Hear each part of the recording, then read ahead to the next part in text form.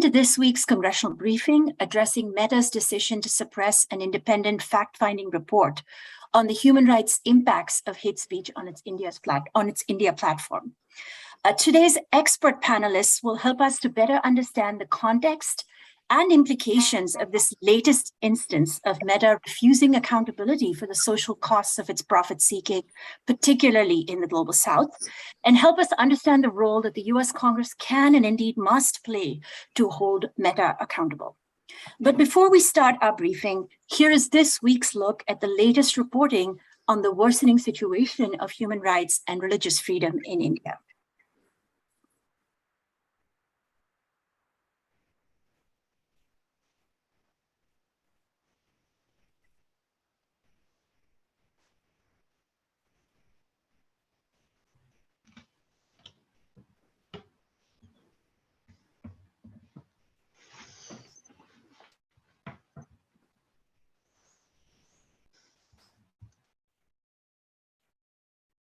My apologies. Let me fix the audio.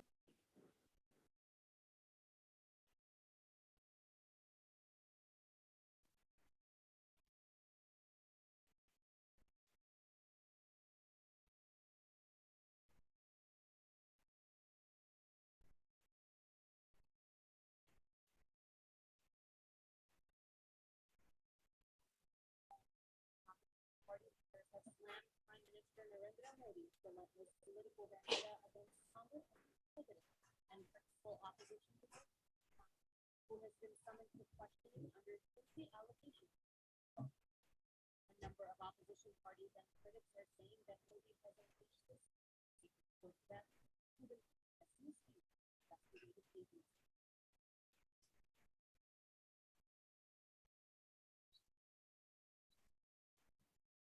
That's another clear move to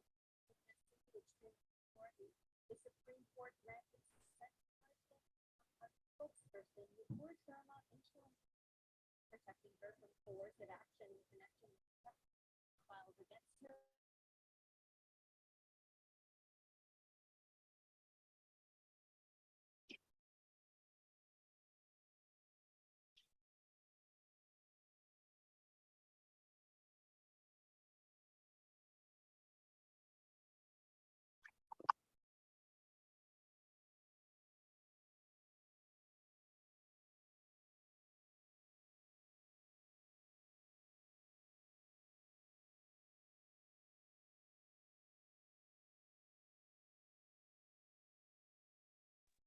Apologies for the audio issue. I think it might be my computer. Let's keep going then.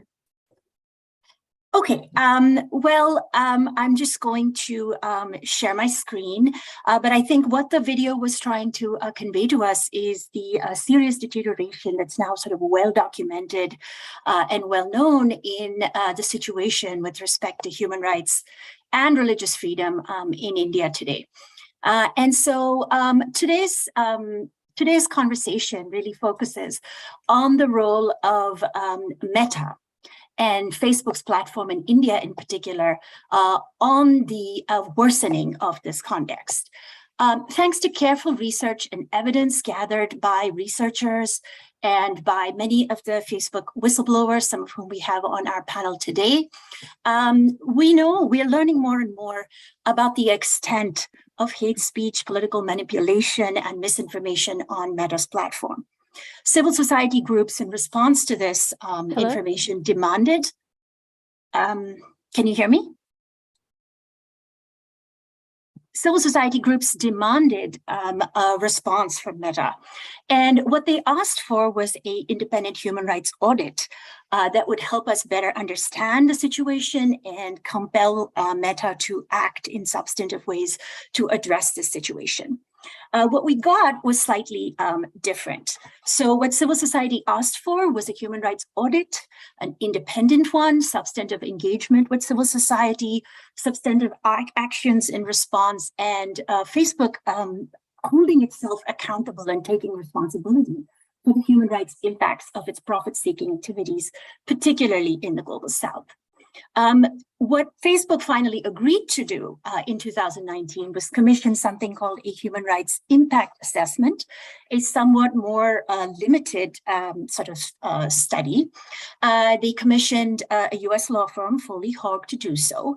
However, Facebook retained control over publication and access to the report. Evidence quickly emerged, as early as summer of last year, of Facebook trying to dilute and perhaps even downgrade this report. In response, over 20 human rights groups, some of which are represented here today, wrote to Miranda Sissons, Director of Human Rights at Facebook, to demand the full and unredacted release of this report once it was submitted. Instead, as of July 2022, what we have learned is that Facebook is refusing to release any part of this report. We will not learn what the recommendations of the fact-finding report were. We will not learn what its primary findings are. Civil society groups will not be will not be allowed to discuss or engage on these findings or recommendations with Meta leadership. This has received almost universal criticism from civil society groups in India and internationally. Again, what we learned from all of this is that once again, as Facebook whistleblowers and other documentation has shown, Facebook's commitment to addressing human rights violations, particularly in the Global South, remains extremely weak. And this, in fact, this whole suppression of the India fact-finding report and its burial in a 4-page summary within a much larger global human rights report reflects a step backwards in Facebook's commitment to addressing human rights impacts in the Global South. And if this is the precedent that Meta is setting, then this is a very disturbing precedent going forward. So I'd like to turn now to our 6 panelists who are once again highly qualified to speak on this subject and to help us better understand the context and implications of what is happening here. I am going to turn first to Frances Haugen, who is here with us today. She's, of course, a data scientist and whistleblower formerly employed at Facebook. In 2021, she exposed Facebook's complicity in hate speech generation across the world, making public thousands of internal Facebook documents, including some of Facebook's internal research into the extent and virulence of hate speech directed at minority communities in India. These documents make it clear that Facebook is in fact fully aware from its own internal research of the extent of the problem in India, but in various ways is choosing not to act. Frances, over to you. I'm so glad that you organized this. Can everyone hear me? Are we good? Good, perfect. I'm so glad you guys organized this event because human rights and Facebook are intertwined, because for many, many people in the world, Facebook is the internet. Facebook went into communities around the world and offered programs either in the form of direct subsidies for data. So if you use Facebook products, Meta products, your data is free. If you use anything on the open web, you're gonna pay for it yourself. Or in more subtle ways with programs that made sure that their apps came pre-installed on phones that were available. When we look at the obligations that Facebook has taken on by doing these kinds of actions of becoming the internet for people around the world. We can't have discussions about human rights. We can't advance human rights. We can't have safe discourse unless Facebook actively participates and has a cooperative relationship with the public. As I read through their human rights impact report, one of the things that jumped out to me over and over again was that they claimed they wanted to show, not tell. That they came out and said, we support all of these things. We're going to show you our actions. That's the difference that we're doing now. But then when they pointed at the evidence of how they were showing, not telling, I found it really interesting to see where they were being transparent and where they weren't being transparent. One of the parts of their transparency or in their show, not tell sections that jumped out at me was that they pointed at their most viewed content report as evidence that they were being transparent about what is viewed on these platforms. If you go and open the Transparency Center today and you look at the most viewed content report, I encourage you to search for the phrase United States. And that's because the most viewed content report, which is the only portal we have into what is the most consumed content on the platform, is limited to only the United States. The reason why this matters in India, why it matters in countries around the world, is the United States is the safest, most sanitized version of Facebook.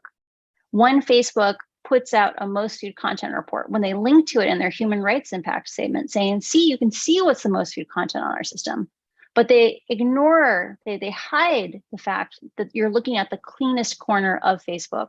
It shows you what they're really showing you when they say that they're trying to be inclusive. And the reason for that is I've seen the most viewed content in places that are in conflict.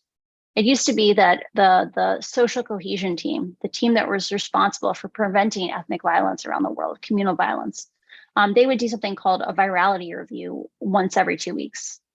So for each of the countries that were in the tier 1 at-risk countries, they would pull the top 10 posts that were viewed. They'd bring in specialists for that country who understood the language the posts are in, that understood the cultural context.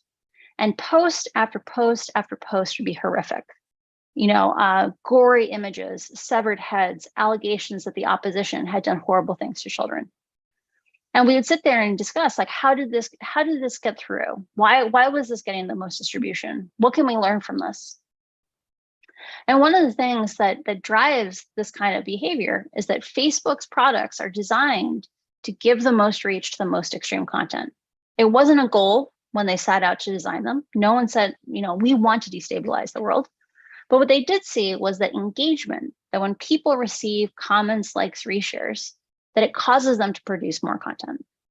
The only problem was, as they discovered within a very short time horizon of this change back in 2018, was that when you reward content that is able to, provoke a fight in the comments, you end up creating a bias for what content gets the most distribution. In places that already have submarine tensions, this can be really, really dangerous because of 2 factors.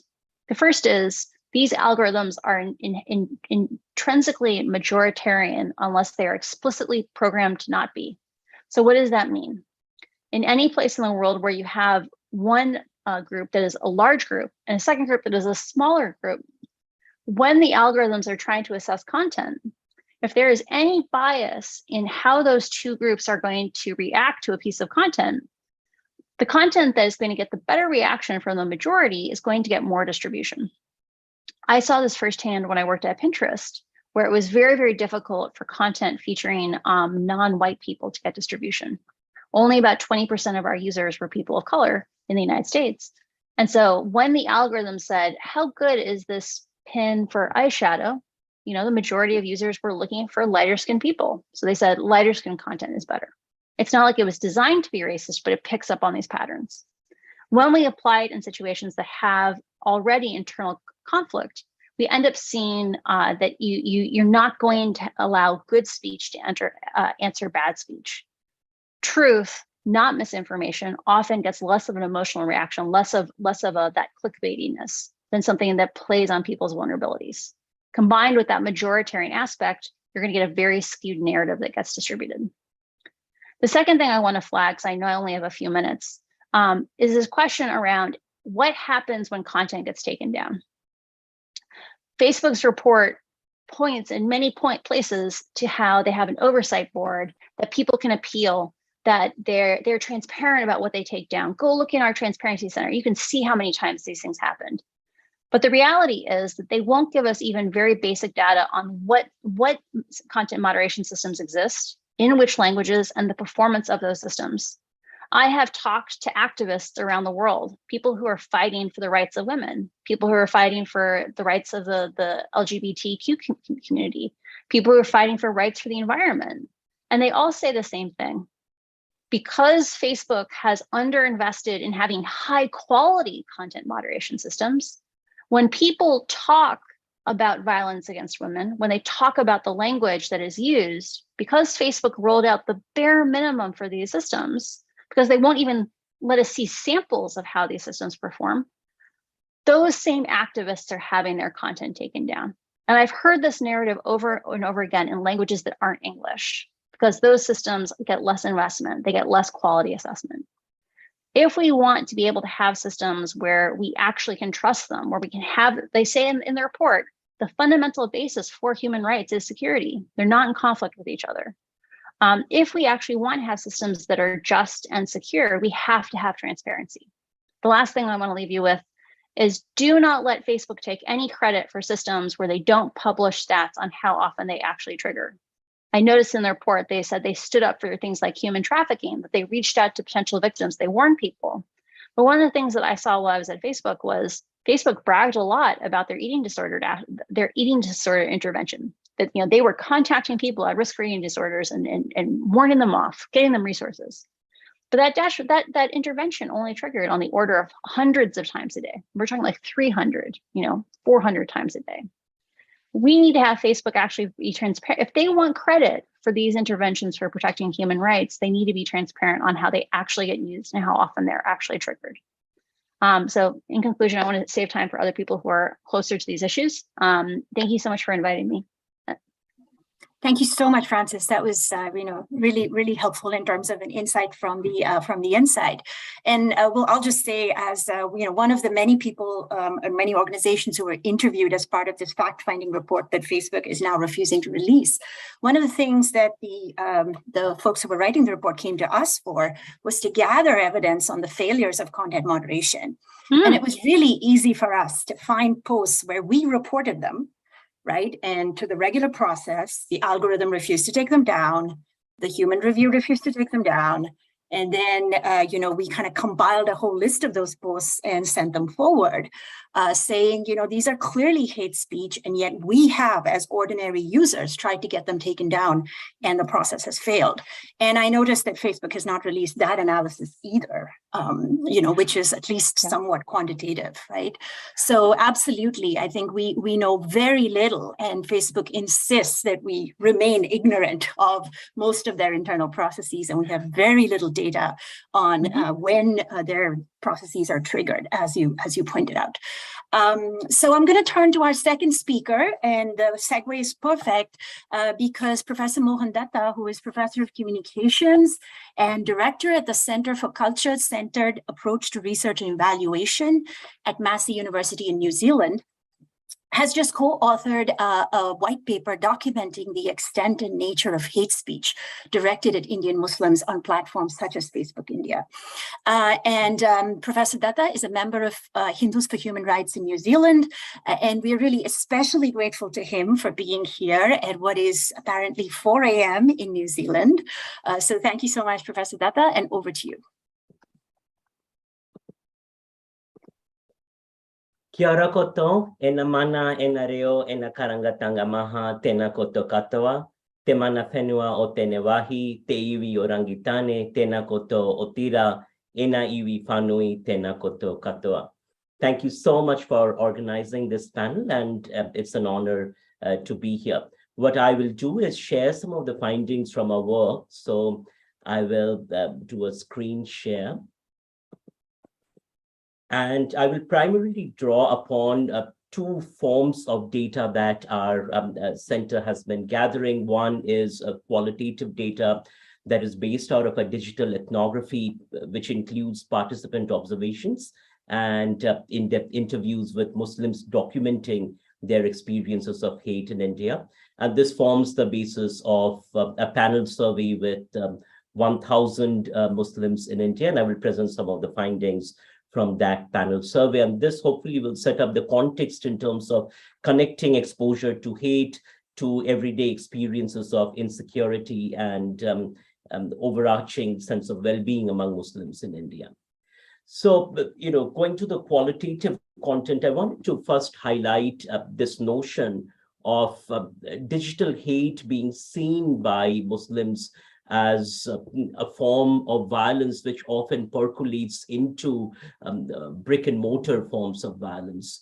So this first excerpt is quite telling, and this is often repeated in a number of interviews where participants talk about disinformation connecting to the everyday sense of, the fear about being attacked.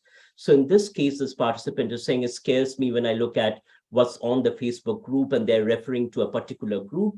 There are people there saying things like, go kill a Muslim. They just make things up. So there is this thing, Muslims are kidnapping and killing cows. This is the cow vigilantism. That's it. Then there are these groups, and they're referring to a particular brick and mortar group. They spread this on WhatsApp and on Facebook. When I see that, I'm scared. I know if I say something, say anything, they can find where I live and attack me. So the movement between the online and offline is something that is narrated across a number of interviews. The other point that is highlighted within the context of this experience of violence is not having a place to go to and not really having access to resources for justice. So this particular narrative highlights how the police won't file a complaint. Instead, they will go after a Muslim if he complains, and Facebook won't even do anything. How can we have this page that is saying every day someone or the other attack Muslims, send them out of India, and when I complain, I get a message, the post does not violate community standards. So this articulation that you keep raising these complaints and flagging these accounts, and nothing really happens. In that backdrop, participants often talk about this notion of how the algorithm in Facebook particularly is designed to generate insecurity among Muslims. And they ask this question, if algorithms are meant to be targeting, how is it that as a Muslim, I'm receiving this hateful content? So here's a participant that says, I don't understand how this works. It is not as if I'm going to look for posts that attack Muslims. How is it then that I'm seeing these on my feed referring to posts attacking Muslims? If the feed is generated based on my interests, then how is this showing up on my feed? Because it is the opposite of my interests. It is as if the feed has been written to harass Muslims. Another participant asks, I have this question, is this in referring to the algorithm being done deliberately to tell Muslims, you don't belong here, you don't belong in India, go to Pakistan? So it is as if the algorithm is designed to build a sense of mistrust and a sense of fear among Muslims in India. So going to some of the quantitative data, and I will just highlight a few key points. In this sample, about 39.4% of the sample refer to having been called offensive names in the past 12 months as a result of being a Muslim. And then looking at how this translates to social media, approximately 40% of the sample say that they have been targeted on social media in the past 12 months as a result of being a Muslim. And then let's unpack this in terms of some of the exposure questions, in terms of exposure to hateful content targeting Muslims. And in this context, we looked at three key platforms, Facebook, Twitter, and WhatsApp, because these emerged as sort of the main platforms, at least in the qualitative work, in terms of where participants were seeing hate. But also these were platforms where they were saying that they were not going out and looking for content, but just being on the platform and on the ecosystem was exposing them to the content. So 64.3% of the participants say that they have come across content that encourages conflict, hatred, and violence on these platforms. 64% of the participants say that they have come across content on these platforms that blames Muslims for the pandemic. So this is the Corona Jihad narrative that circulated on digital platforms. Now, this is the Love Jihad narrative. And what you see is 59% of the samples saying that they have come across content on these platforms that state Muslims are targeting Hindu women for marriage. In terms of dehumanization and the process of genocide, comparing a targeted community to animals is a key ingredient in genocidal hate. And what we see here is 55% of the samples say that they have been exposed to content on these platforms that compares Muslims to pigs and dogs. About 56.2% of the sample says that they have been exposed to content that states Muslim immigrants will take over India. And then let's go to this last item, which is quite key to this infrastructure of hate, which is in terms of content that incites violence against Muslims. And 60% of the participants say that they have come across content on these platforms that incites violence against Muslims. So what does it mean in terms of experiences of Muslims on these platforms and then their overall sense of security? So what I'm going to present for you first is this question that measures the sense of worry that is experienced by Muslims. And this is measured by 4 items. The construct has pretty high reliability, and the items go all the way from being worried as a Muslim for my safety, to being worried about being targeted as a Muslim, to being worried about my citizenship status, to being worried about being lynched. And what you can see here is that in addition to the demographic variables in the second block, I enter 2 key constructs. One is being exposed to hate on digital platforms, which is a collection of the items that you saw previously. And the other is being targeted for my religion as a Muslim on these platforms. And what you see here is that these 2 constructs, the overarching exposure to hate and being targeted on these platforms, explain an additional 58% of the variance in the sense of worry being experienced by Muslims.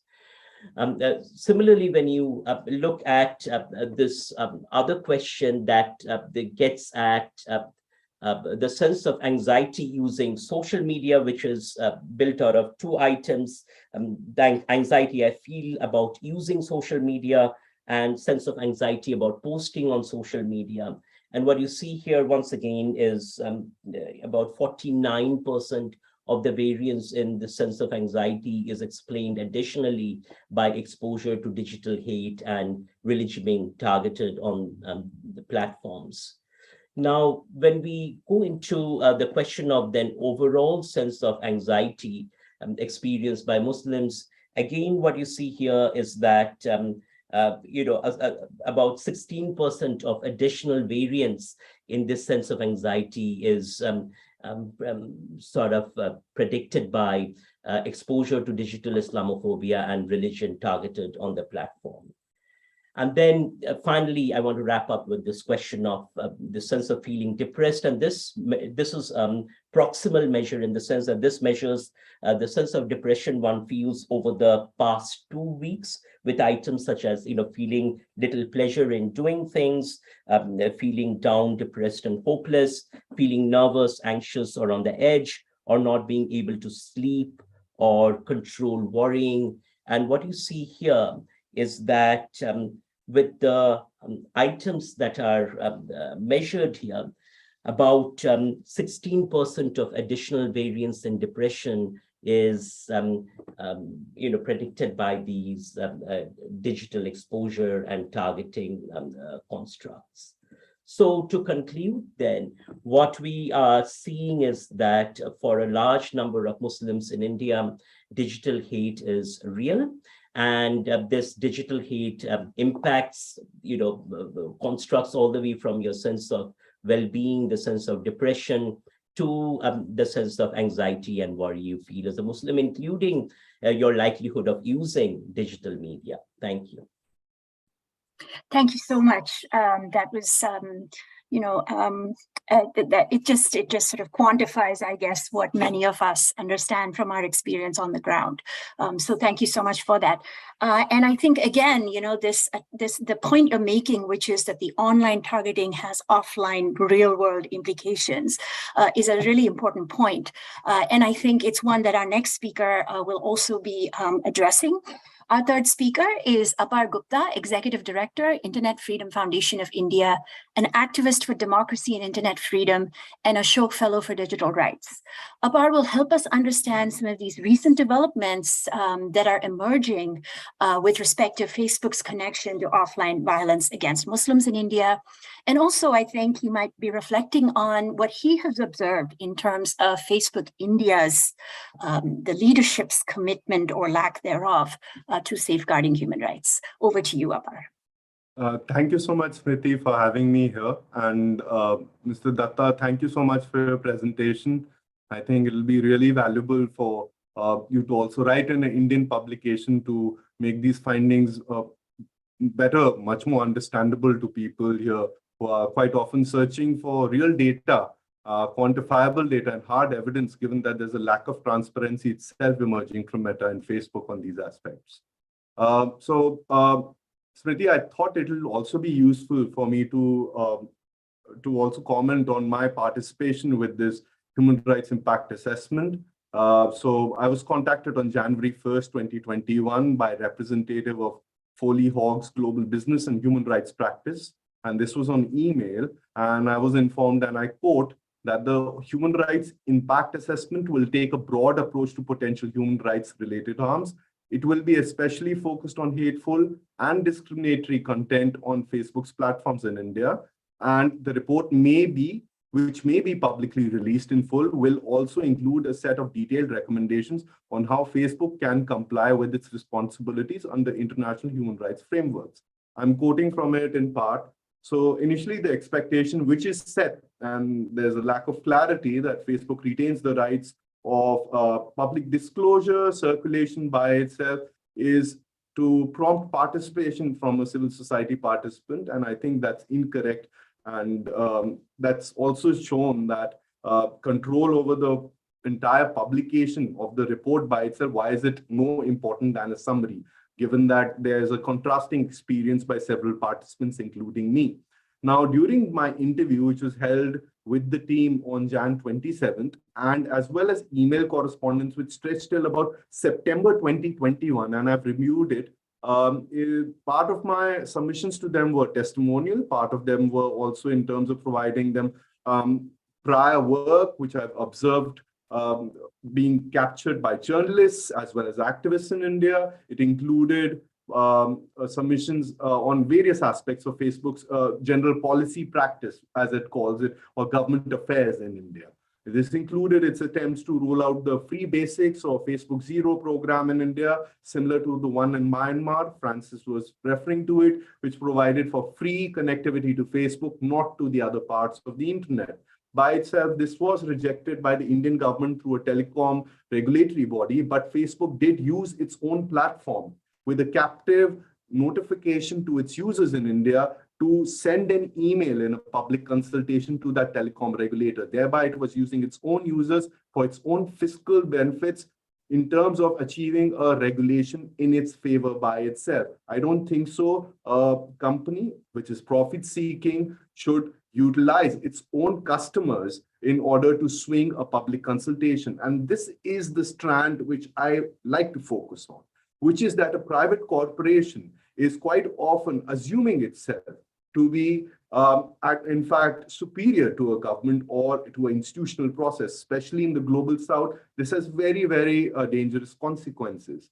Now, I supported the reporting by the Wall Street Journal on August 14th, where they also said that there are differential standards of enforcement of Facebook's own content moderation as per its own internal correspondence, which was leaked. And the two reasons which are cited there are impacts on business prospects, and secondly, security of local staff. Now, this prompts the question, if enforcing its own content moderation practices on an equal plane rather than compliance with local laws, which is a different set of things by itself. But if it's applying its own content moderation practices, not because the content is not hateful, the content by itself is not illegal as per its own understanding, but because the considerations are profit and security, then something is seriously wrong. And while it is not disclosing so publicly through all its transparency measures, also then increases the amount of suspicion and lack of trust which has grown over time.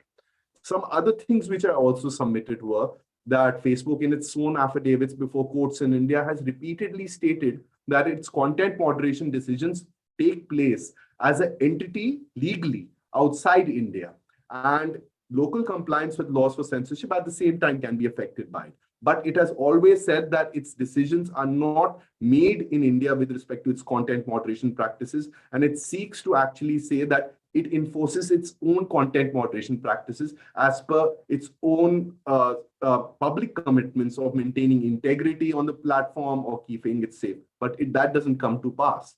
And what happens through this submission quite often is it says to Indian courts that our determinations by itself are on a global scale. They are uniform by itself. And your laws, if they dictate anything in terms of a takedown or removal, we will comply with it. But our own processes are standardized, are global. And you can go back also to the submissions by Francis to the Securities Exchange Commission, where it is shown, in fact, that those global practices are not clearly global, because for instance, the allocation of the budget for content moderation and online safety is tilted towards the United States to the degree of about 92%, whereas 8% is for the rest of the world. Finally, I also submitted that Facebook's appeal in the Supreme Court against certain summons by the Delhi Legislative Assembly regarding communal riots in Delhi. And here I'd just like to take about 3-4 more minutes, because I think this is really important and gets to the heart of the matter. In February 2020, Delhi witnessed, which is the capital of Delhi, widespread communal riots in which at least 55 people from the Hindu and Muslim communities lost their lives. As per reporting in the Washington Times and a report by the Delhi Minorities Commission, which is a statutory body, the majority of the victims who lost their lives were Muslim. I quote from this fact-finding report with respect to the impacts of what could be a basis of social media contributing to this loss of life by itself. First quote from page 48. Many of the perpetrators live streamed the attacks on social media and uploaded videos of themselves committing violence. They were doing it in all the open and proudly. These perpetrators can be seen and identified in a metro station CCTV footage, as well as other cameras installed in the market that were burned down. Then I'm quoting from page 30, quote, an incidentary public speech by BJP leader and former MLA Kapil Mishra on 23rd February 2020 clearly incited violence in words and intent.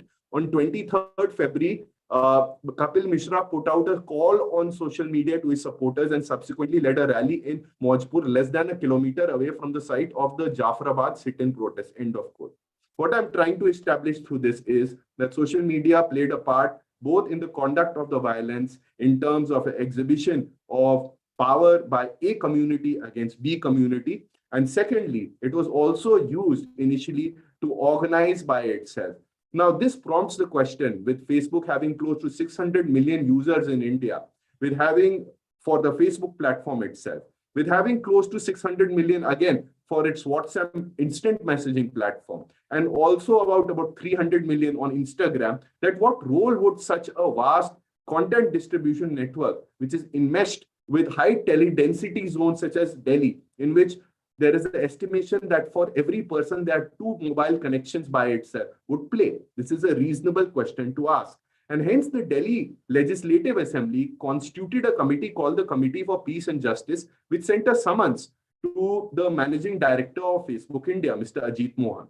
Mr. Ajit Mohan resisted the exercise of jurisdiction by the Delhi Legislative Assembly by saying that under India's federal structure, the legislative power for telecommunications and technology companies falls within the central government and not with the state government.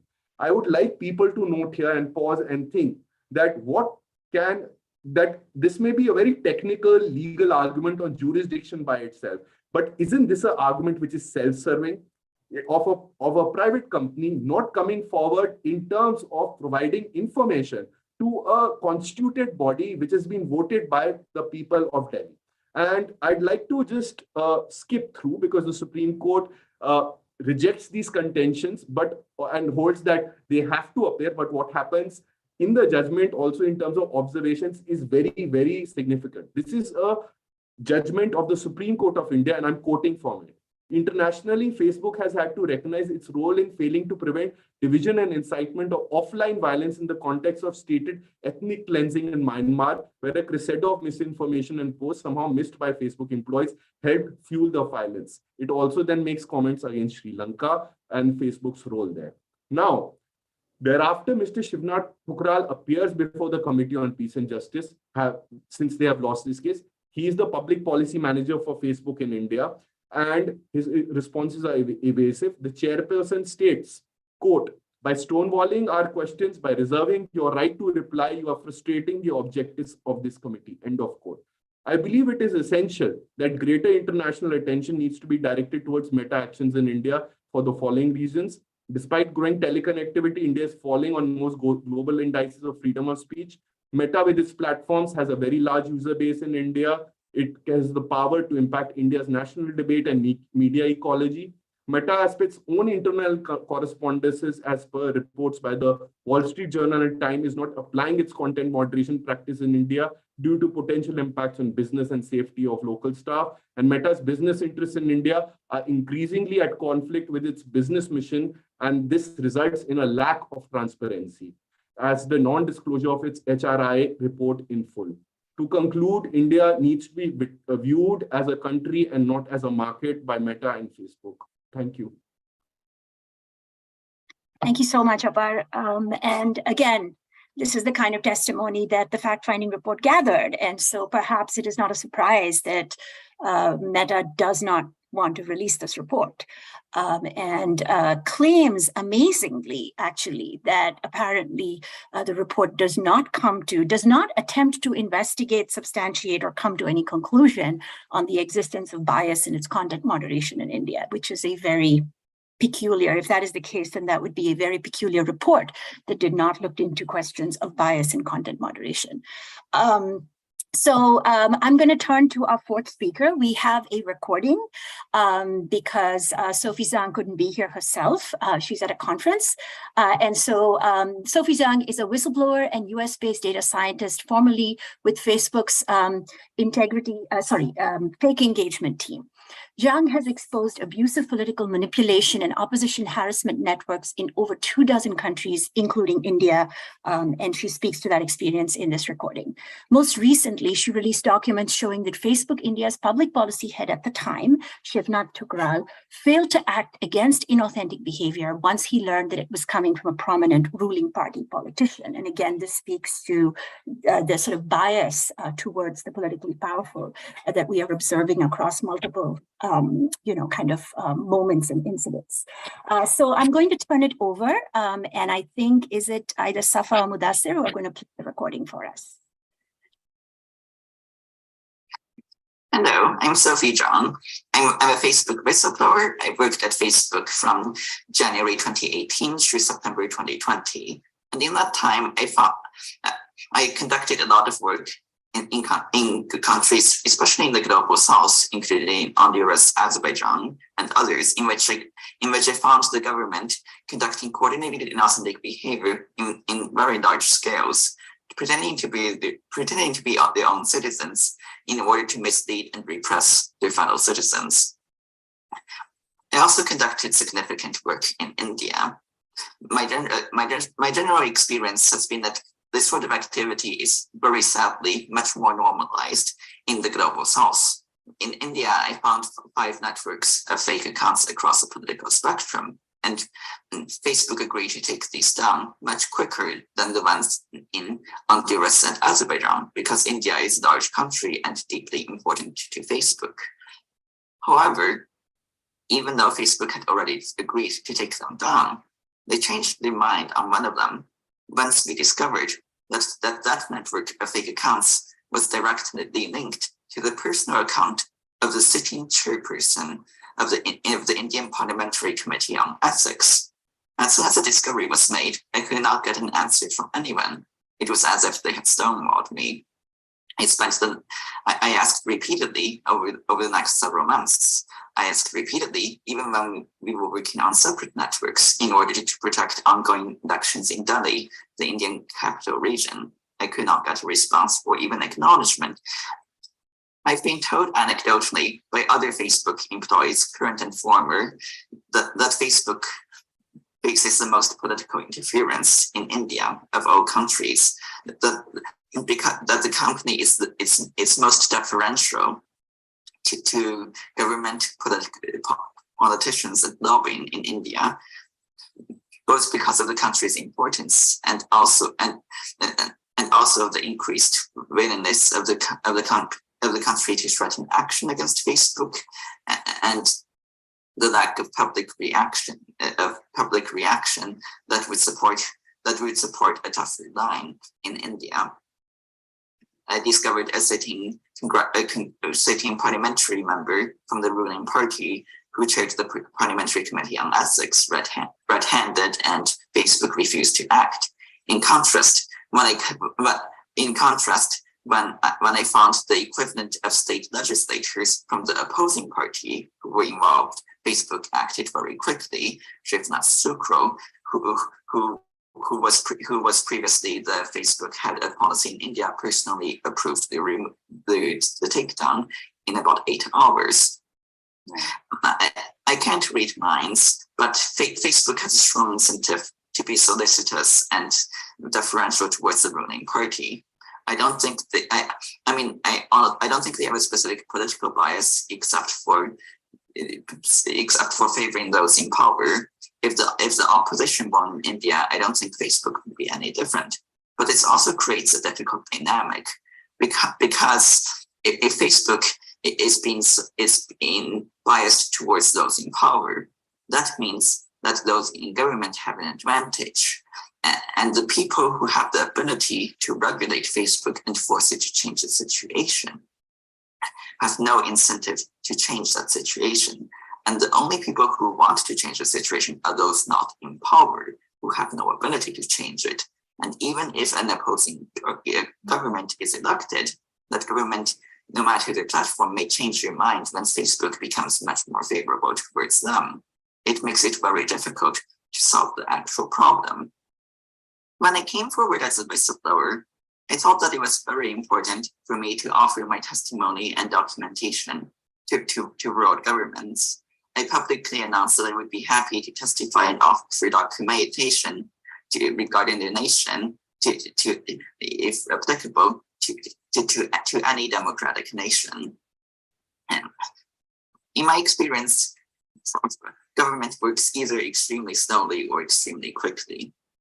When I testified to the British Parliament, it was extremely quick. I mean, Damien Collins, the Conservative representative from Folkestone and Heights, sent me a message, and 6 days later, I was testifying remotely to the British Parliament. They set up the testimony, the organization, the session, etc., extremely quickly because they were interested in hearing what I had to say. When I tested to the European Parliament almost 2 years ago now, they had a session about a month away that they invited me to, but they were interested in my testimony and things went very smoothly. This was not the case for India. I repeatedly offered my testimony to the Indian Parliament because I believed it was my civic duty as someone who cared about democracy and the rule of law. The Indian Parliamentary Committee on Information Technology eventually voted unanimously to invite my testimony, which I do want to give them strong credit for, because I mean the documents I had offered them implicated members of both the opposition party and the ruling party, and still those party members voted unanimously to invite me. With that said, the speaker is required to approve or deny my testimony because I'm a foreign national, and that is required in India. And so once Parliament voted unanimously to invite me, the common wisdom was that the speaker's approval would be an afterthought because it would have looked very bad to refuse, and obviously he would accept. Instead, I seem to have inadvertently led to the invention of a pocket veto by the speaker, which is certainly an consequence, but not the one I expected to have on India. So it's been 7 months actually, since Parliament voted unanimously. It's actually 8 months. Sorry, I cannot count. It's been 8 months since Parliament, since the committee voted unanimously to invite me. The speaker still has not responded. He seems intent on waiting out the end of existence. And I was sufficiently fed up that I considered him to have refused my testimony, and to have exhausted my responsibility to the Indian Parliament, and therefore I released all the documentation in question with a group of Indian news outlets a month or so ago. You might be wondering what Facebook said in response to this. Well, a week after I released the documents, the official response was that they had not been provided the documents and therefore could not comment on them, even though I had released them publicly to everyone in the world. And I think ultimately it's important for Facebook to remember that it's an American company. They may be focused on their own profit, but at the end of the day, even a first class seat on the Titanic is still a seat on the Titanic. If Facebook leads to the degradation of democracy in India, that will hurt its relationships with the United States, that will hurt American interests globally, and India is an important prospective US ally against the PRC, and cultivating that alliance is important to US foreign policy. Facebook has effectively conducted a massive donation in kind to authoritarian governments by refusing to act and allowing their bad behavior to continue. Because even now, 3 years after I got the very government red-handed, Facebook took some small action, but allowed them to come back immediately afterwards. They are still active. They are still harassing the Radio Free Europe and Voice of America, Azerbaijan. When the Facebook pages of those outlets make posts, they are deluged by hundreds, thousands of comments claiming that Azerbaijan does not need Western democracy and the government is great, all of which are made not by actual levies, but by government paid or associated trolls associated with the ruling party. And frankly, I think it's a bit disloyal for Facebook to allow this to continue. The root of the problem is simply that Facebook is a company. It cares not about saving the world and protecting democracy. It cares about its own profit. That things happen on Facebook. They cause media attention, which cause people to care, which might affect Facebook's bottom line. And this might work for other areas, but it is unique, but it is not really successful for the area of inauthentic activity of fake accounts. Because the point of a fake account is to not be seen. And the better you are at not being seen, the fewer people will see you. In Facebook right now, an economist would call this a combination of an externality problem and an information asymmetry. In layperson's terms, the costs of this bad behavior isn't borne by Facebook itself, it's borne by society. But society does not know about this, only Facebook does. You can't solve a problem until you understand it and you know it exists in the first place. And so when I testified to the British Parliament, when I testified to the European Parliament, my core suggestions were at fixing this information asymmetry, by, for instance, requiring Facebook to give certain internal data access to researchers to independently vet its results. By, for instance, and I realize this will be more politically difficult, setting up red team style penetration test exercises, so that, for instance, the FBI or someone appropriate could have its trusted employees set up networks of fake accounts in very controlled circumstances. So as a test, being very careful to make sure they don't actually affect anything, so that afterwards they can do an analysis and report and say, we set up 10 each on Facebook, Twitter, Reddit. Facebook took down 1, Twitter took down 0, Reddit took down 0. They're all awful. Facebook is the least awful. These are made up numbers, of course. Because right now, we don't know these numbers. We don't know if Facebook is better, Twitter is better, etc. We know what they've called, but it doesn't tell us anything about what they haven't called. in the same way that, and I don't know how feasible it would be, but I think it might also be of consequence to have some sort of regulation about Facebook enforcing its terms of services evenly, because right now Facebook gives special leeway to those in power, and that includes enemies to U.S. interests. It includes those who have no incentive to change Facebook's activity in their country. I mean, Azerbaijan is happy to have the Azeri government is happy to have Azerbaijan as their own playground, in the same way that Russia is trying to carve out its own internet, or the PRC for that matter. That's because, and right now there's nothing to stop Facebook from letting that happen.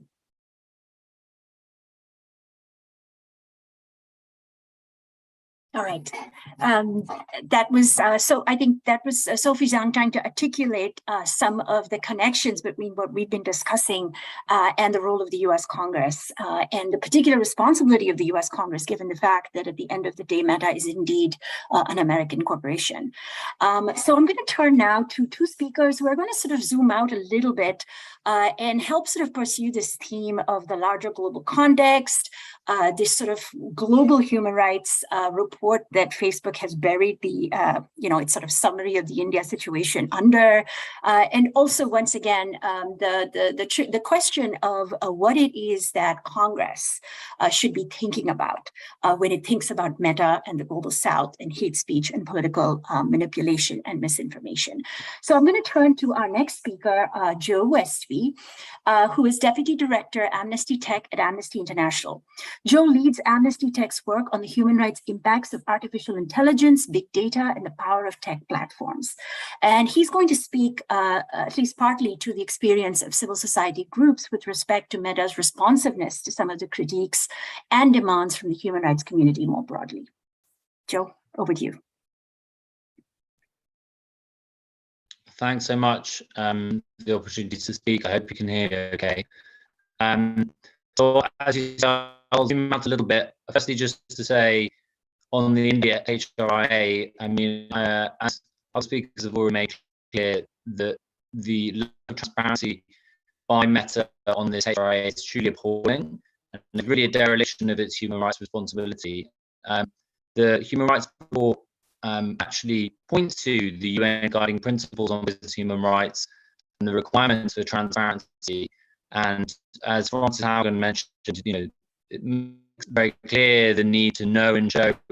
Joe, I think it's, sorry, can I interrupt? It's just breaking up just a little bit. Can you hear me? Sorry, is it breaking up? Just a little. I mean, we can hear most of what you're saying.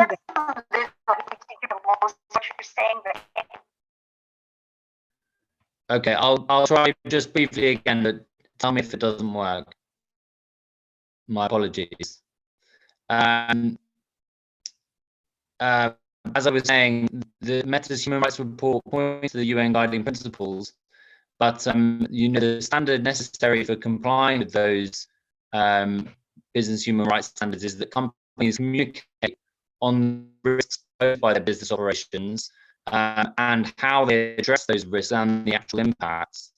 But the summary that Meta has provided gives no details, no specifics on the risks faced in India, which, as others have mentioned, is the country with the most number of Facebook users. And it provides no details of what steps Meta has taken to address the risks that the company faces in the country. Clearly, Meta is terrified of the bad PR around the HRIA, and is even in the report has a legal disclaimer. You're not able to hear. Apologies. I just want to check with everybody else. Can you guys kind of follow what? I just want to check with everybody else. Can you guys follow what? Joe, do you want to maybe try a different spot and we can turn to Meetali and come back to you? Would that be something we could try? Yes. Yeah. Please Okay. go on to Meetali, don't worry. Okay, we'll go to Meetali and then we'll come back to we'll go to Meetali and we'll come back to we'll turn to Meetali, Meetali Jain, who is Deputy Director of Reset.tech, where she works to strengthen Reset's digital human rights mission. She has been closely involved in documenting the impacts of hate speech on Facebook India's platforms for several years now, having previously been legal and campaign director at Avaz, which authored one of the first such reports documenting this situation in India. So I'm going to turn to Meetali. Again, she's going to give us a little bit more of a global context and human rights context for this situation.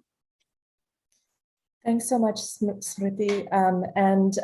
My comments are very brief by design. I think that most of the speakers have really laid out the scope and the gravity of the harms that are not new, that have been ongoing for several years. And many of us in this room and beyond this room have really put Facebook on notice several times. Indeed, the report that Smriti refers to is one that we produced at Avaz that looked at very serious, dare I say, even genocidal variety hate speech in the state of Assam in October 2019, just months before the Delhi riots unfolded, as Apar said, in February 2020. And so Facebook has been put on notice time and time again of the severity of the harms on its platform and the very strong links between online to offline hate and incidents in society. And so my comments are really about just echoing again what others have said, that, you know, conceptual paradigms and self-serving conclusory statements sound nice. And that to me is what this report is. That's all it is. And that is despite years of campaigning to both get the human rights impact assessment in the first instance, and then once the process was underway, to actually have the benefit of the findings being released to those who contributed to it and the public at large. And as Francis and other of the speakers have said, identifying Facebook's efforts, again, in a conclusory manner, without hard data and statistics is quite empty. The report does not include anything by way of statistics, nor does it include recommendations or even a commitment to change particular policies or practices. And so my contention is that Facebook's refusal to release an unredacted and complete version of the human rights impact assessment is actually not in line with human rights law. It goes on touting its commitment to the UN guiding principles on business and human rights, but actually behavior that would be consistent with the UNGPs would be to make clear that the unredacted and thorough version of this report is available to the public. It would inspire confidence in a public that has, in which confidence has been eroded, and in communities that have been directly impacted by what is happening online. Without that level of information, the public just lacks any sort of meaningful mechanism by which to assess whether the company is actually addressing its human rights impact and commitments to transparency. And so what I'd like to just say in conclusion is that we saw recently the European Union pass landmark legislation in the form of the Digital Services Act and the Digital Markets Act. And particularly in the DSA, there was provision made, which was quite visionary, for vetted researchers to be able to access platform data, and for companies, the very large online platforms, an obligation for them to undertake independent, third-party independent audits and risk assessments that then were made available to the public. And so I would just encourage this US Congress to consider enacting measures that allow for that base foundational level of transparency, because without that transparency, we cannot look beyond the hood and see what is going on at scale. And so even when those of us come to Facebook with data sets, the response is always, well, this is not what's happening at scale. This is just a snapshot of what's happening. But indeed, we're disempowered by the asymmetry of information to provide that kind of analysis. And if Facebook's not going to do it, we need to have the mechanisms enabled that allow us to do that. So, for example, the PATA Act, the Platform Accountability and Transparency Act, that has been developed and not yet introduced in the Congress, would be a perfect example of a measure that could allow for that foundational right of transparency to be fully realized, and which would really help millions, hundreds of millions of users around the world in understanding what is actually happening on the platforms and how those harms could be remediated more effectively or at all. Thanks. Thank you so much, Meetali. And I just want to add, Joe can't, get his connection to work. But I think following with, what you just said, Meetali, Joe also wanted to kind of highlight a couple of recommendations for US Congress to take note of. And I'm just going to read that out from what he sent me. And he says, the United States, as Meta's home country, must regulate big tech.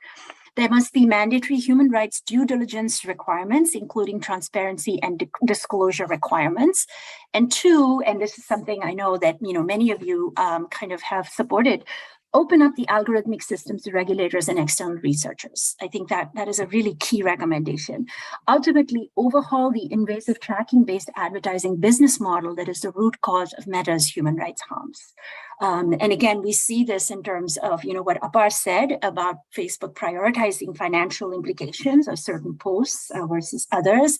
And we kind of see that the profit motive, the effect of this kind of invasive tracking-based advertising is really corrosive in increasing the social costs of Facebook's activities in the global South. And he also adds, I'm very much in agreement with Meetali. So I think we're getting to the point of, maybe taking a couple of questions from the audience. I just want to thank all the speakers for these excellent comments and what I'm sure will be some really great answers to these questions that folks are asking. I'm going to turn it over, I think, to Safa to handle the Q&A. Over to you, Safa. Thank you so much, Smriti. And thank you to all our panelists for your insightful comments, and especially to our audience who is very much engaged with these amazing questions today. Unfortunately, we don't have a lot of time, but I will try to cover as many questions as possible. So if I read a question and the wording's a little bit broad, that's just so I can try to cover more than one question at the same time. So let's start with one of the big ones. It seems that Facebook, or Meta, has created this monster of hate that seems to be fueling itself almost by itself. Is there anything that everyday Facebook users can do to combat this, or is this out of the hands of the individual? I'll open it up to any one of our panelists to take that.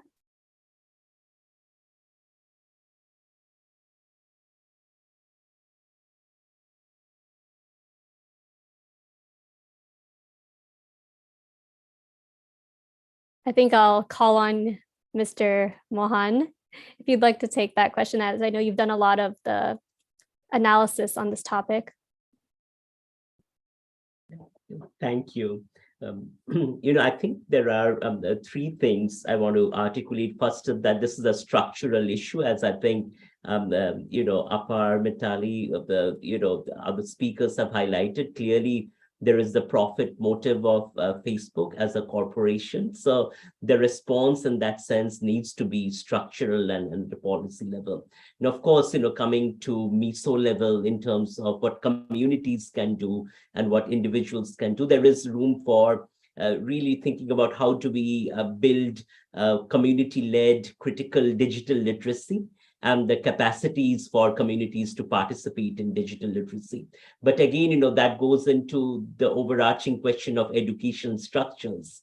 And when you have a state apparatus and its institutions that is invested in the perpetuation of disinformation and hate, the real question then becomes, how do you actually build those infrastructures for community-led processes for creating critical literacy? Which then turns to my final point, where I think it's really good to look at local examples. And one of the things that we have been amazed at are the ways in which there are local contextually situated examples of challenging the disinformation and hate, all the way from fact checking to creating counterfactuals to counter messages. And I think those are all great examples of the ways in which this can be addressed in terms of contextually based processes of change. But I just want to come back to this notion that there are structural issues here, and the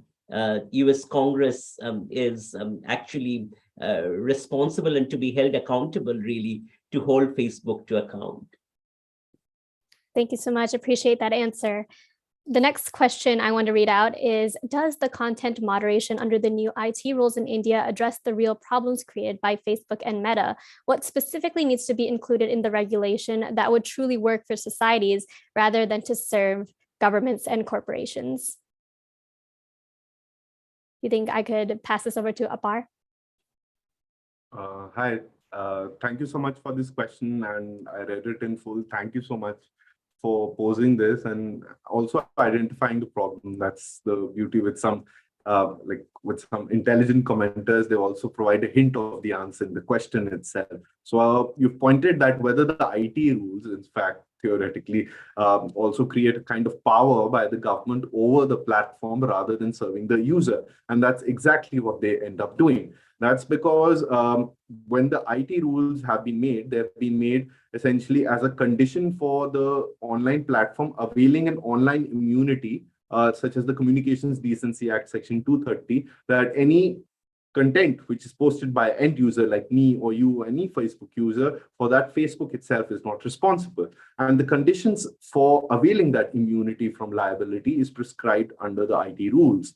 Now, the IT rules have been amended in 2021. They are undergoing several cases in different high courts, which are now being sought to be transferred to the Supreme Court by itself. And certain provisions of them have been stayed. There are wider problems due to the IT rules because it's government control not only over social media platforms, but now also includes online media, such as Wire, Quint, Scroll, a lot of the digital news startups which have been there in India. Now, more specifically to your question now, does it increase government control or does it bring transparency? There is some transparency. Aggregate reports are released by social media companies, but research by us as well as by other institutions like the Communications, the Center for Communications Governance at NLU Delhi, National Law University Delhi, concludes that these disclosures are not meaningful. They're aggregate figures in terms of takedowns and government requests itself, whether getting into the specific reasons, giving us some actionable insight, what's actually happening. So it's essentially a black box. In addition to that, it's also creating some powers in favor of the Ministry of Electronics and IT, which is a part of the central ministry under the union government. And essentially, it's also being now proposed to be amended, in which any content moderation decision which is taken by a platform can be appealed to a government committee directly. Now, what's the problem here? The government ministry, which is dealing with a platform on a day-to-day basis, essentially should have a level of democratic trust. But when your rule of law and institutional culture is not really good, and even when it is very good, usually such functions are played by regulatory authorities, which are independent from the ministerial function which is played by government, because government may always have a political compulsion, which is why a regulatory body through an independent act of parliament, which is having members which are not appointed by the government in order to create a perceptible bias in favor of it again, is what is needed. And I think Europe as well as the United States are looking towards these kind of mechanisms. Meetali did refer to them. The Indian IT rules, and there's enough commentary around it, there's enough analysis around it. I would urge you to also refer to our website. There's a brief by the Oxford Pro Bono group, which does a comparative study of the IT rules, and those provide the same answers in conclusion. Greater government control over social media platforms, transparency which is not meaningful, and the end user doesn't have any, is not any better than they were without them. Fantastic answer. Thank you so much. I see that it also covered some of the other questions as well. So thank you so much for that answer. Meetali, I'd like to turn to you now. I know a lot of our speakers have mentioned the specific harms caused by Facebook, not just for its Muslim users, but to an entire nation of people that are now slowly becoming radicalized in a sense. What does Facebook need to do right now to combat a climate that is becoming genocidal in India? And is there a way to put the brakes on this machine? Wow, that's a very big question. I mean, I think the first thing that I think many of us, the common refrain is that they first need to acknowledge the problem and to make that acknowledgement public. They need to be transparent about what is actually happening on the platform. As experienced by civil society organizations, researchers, users, that information needs to be made, that needs to be shared with people. I think that certainly as we think about what's happening in India, both now and also in terms of, upcoming events like the elections in 24, we need to be thinking very clearly about efforts both at the corporate level in terms of adding friction to sites, creating more equitable allocation of resources for content moderation, increasing the ability, empowering users to be able to use the mechanisms that do exist, but also thinking structurally. I think we need to be thinking at both levels. And frankly, right now, there's very little showing that there's meaningful effort happening at either. So I think there's a lot of answers for what needs to happen, but I would start always with the foundational need for transparency and greater disclosure of what's actually happening on the site. Thank you so much, Meetali. I'm going to end with another very big question. I know we've spent a lot of time talking about Facebook and Meta itself, but when you talk about Facebook, you got to talk about WhatsApp. So there is one question that we have. Do any of the panelists have any information or comments about the information that WhatsApp India shares with Indian law enforcement related to human rights activists, especially Muslim activists who have been wrongfully incarcerated or potentially would be incarcerated? I open this up to anyone who has any background knowledge on this.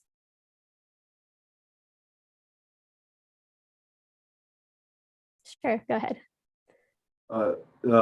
Thank you so much for the question. Some amount of transparency in terms of the total number of requests is at certain points in time provided by platforms, but that's usually with respect to law enforcement related requests. For requests which may come from certain other branches of government, which may be much more classified towards internal and external security, those statistics are not made available. There's a lack of transparency not only at the side of the platform, but also with the government. And the safeguards which are there for interception have been made through a judicial decision of the Supreme Court in 1996, which have not been updated since. And the safeguards don't work. They centralize power within the executive branch of government by itself. There are at present petitions pending in the Supreme Court asking for greater reforms based off a judgment in 2017 on the fundamental right to privacy. And it is a big problem in terms of surveillance and interception being not only present, but also being a feature which causes a chilling effect, self-censorship, quite often a general environment of fear when transparency is not there, and surveillance can only be there for certain limited constitutional grounds for state security or preventing offenses. Finally, like to say that yesterday, the opposition candidate for the post of the vice president also complained that a certain form of telecommunication interference, which may be also related to surveillance, instills fear and erodes democratic freedoms by itself. Thank you so much for that answer. Thank you to all of our panelists. I do wish we could continue to talk, but I don't want to run too far over time. So I'll turn it back over to Smriti. Thank you again.